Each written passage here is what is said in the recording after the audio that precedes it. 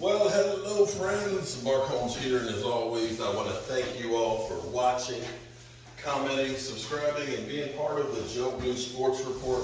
Without you guys, this literally does not work.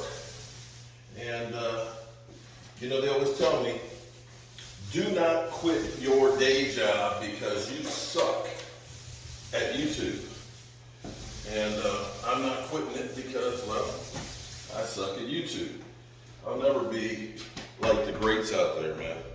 I can only dream of having a career in media. I just don't have the looks, the vocabulary, or anything else. So I better stick to the thing that I do good, which is taking care of buildings and maintenance and building shit. So this is amazing because I just was checking out the articles and stuff out there, and they were talking about the Dallas Cowboys having one of the best and worst contracts in the NFL. And for all you Dak haters out there, Dax is not either of those. Not the best or the worst. One they deemed as one of the best is actually, at the time, was deemed, are you crazy? You can't pay a guy that much money. And that's Tyron Smith. Here's what's crazy. You know, there's a story, that thing called 6 degrees of separation. Basically, they say that there is, within 6 degrees, everything is related. Sometimes it's less than 6 degrees. I'm going to say that Joe Boo is 1 step away from Tyron Smith. And you're saying, here we go, Mark Holmes with one of his crazy ass stories. Well, I've told you guys, when I met Tyron Smith. Tyron Smith, we met him in 2014 at the CSH Autograph Signing Show, which goes on July 11th. We'll be there. And we know that my man, Drew Pearson, will be there. And we're going to be there to get autographs. I think Drew Pearson's like $60 or $70 per autograph. I'm going to get him to sign the football guides, and I'm going to get him to sign some Joe Boo t-shirts that I'm going to be giving away to you guys. Whoa. What? Tony Dorsett's going to be there too. Tony Dorsett, okay. And how much is Tony Dorsett's? I think it's like 125.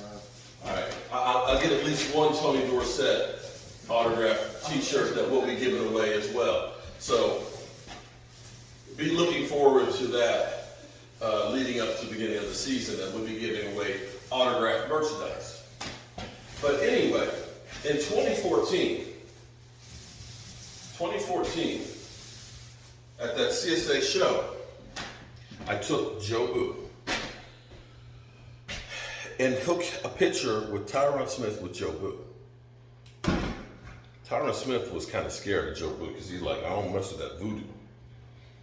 And I think I've told you guys the story because I had known that Tyron Smith was going to be the Dallas Cowboys representative to go on the Billboard campaign for United Way and NFL Play 60, and that we were going to be in Oxnard to do the filming. So Joe Boo takes a picture with Tyron Smith, and he was kind of like, kind of like Dak was when he first saw Joe Boo.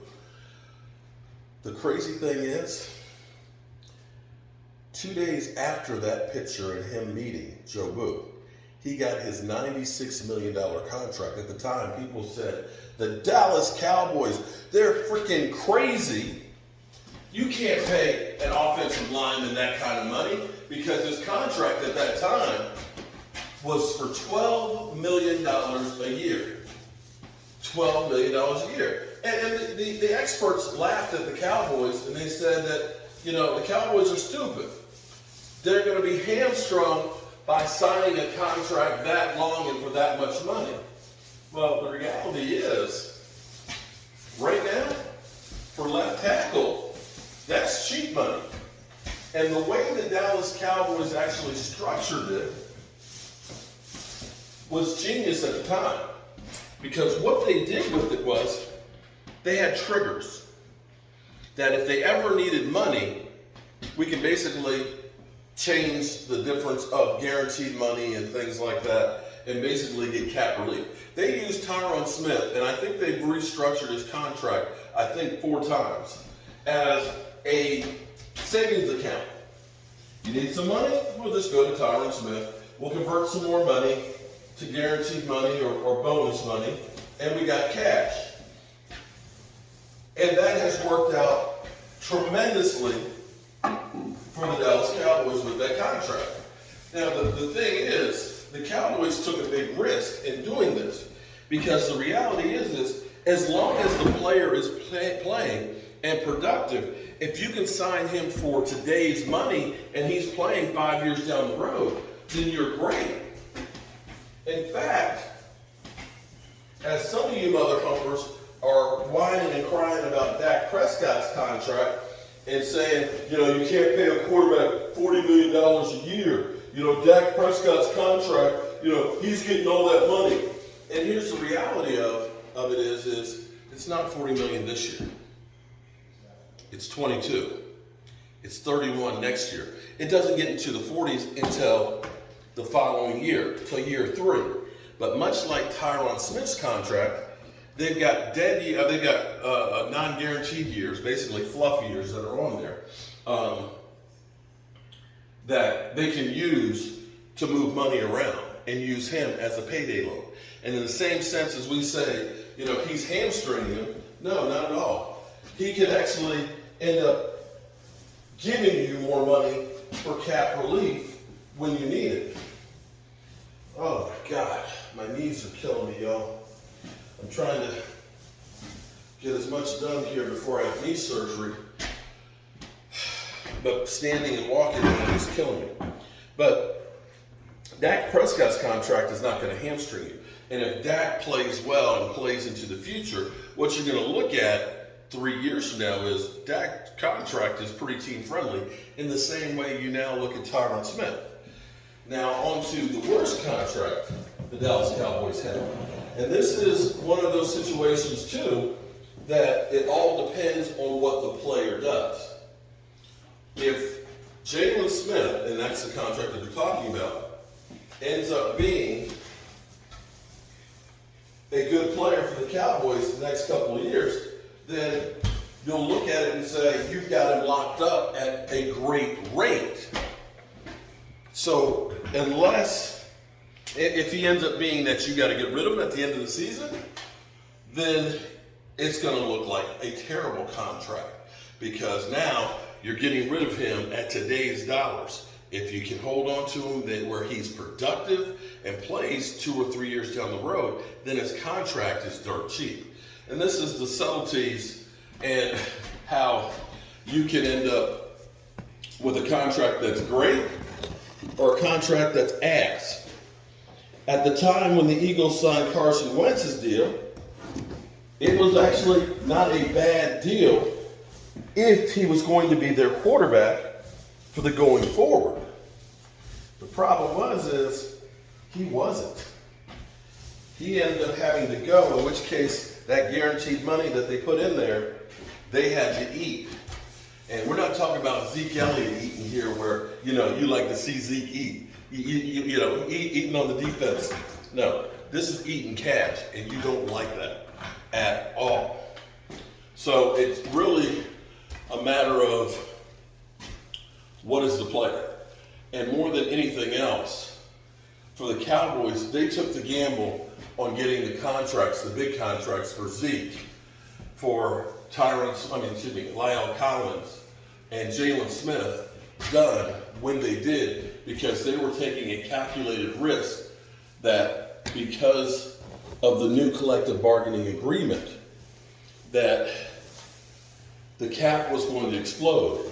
And had it not been for COVID, where the cap dropped big time because of COVID. Let's be clear. And it's rebounding real quick because we're going from 183 to 209 next year as a ceiling, it would have already been up over 220 next year. So the COVID kind of messed up or put a wrench short-term in the Cowboys' plans of putting off those contracts. In the end, I think what you're going to see with even D-Law's contract when he first signed it looked kind of high, but now that all of a sudden you get somebody like Jamal Adams who's looking to have that kind of a contract as a safety, his contract's beginning to look better and better every year because everybody else's numbers are going up. His is stagnant. You watch. I'll have this conversation with you in 2 years, and you Dak Prescott haters will still be talking about, we shouldn't have signed Dak Prescott, it's too much money. And we'll look at quarterbacks that are getting paid $50 million a year and more, and we'll look at Dak and say, damn, Cowboys are smart to sign him to that contract for what they did when they did. But then again, what do I know? I'm a guy with a day job, a voodoo doll, and I'm painting. Hope you guys are having a great Thursday. I'm gonna get finished painting this room and I'm gonna head back home. My fish pond is still leaking a lot of water. I gotta figure out, I think I'm gonna have to go in there.